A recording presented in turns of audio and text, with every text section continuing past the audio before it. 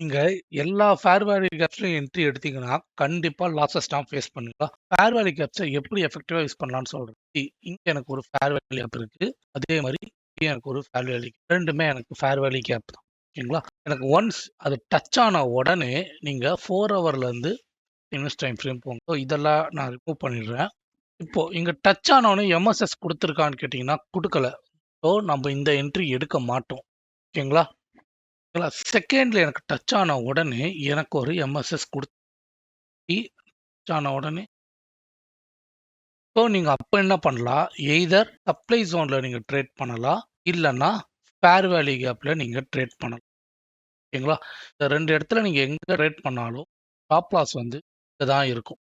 ஓகேங்களா? ஏன்னா இதுதான் உங்களோட ஸ்டாப் லாஸா இருக்கும். டார்கெட் வந்து ப்ரீவியஸ் லோ மேபி வச்சுக்கோங்க. இத நீங்க டார்கெட் பண்ணலாம். இத நீங்க செக் பண்ணி பாருங்க. உங்களுக்கு வின்னிங் அக்யூரசி நல்லா இருக்கும். இது வந்து நீங்க போஸ்ட் மார்க்கெட்ல இவ்ளோ போயிருக்கு.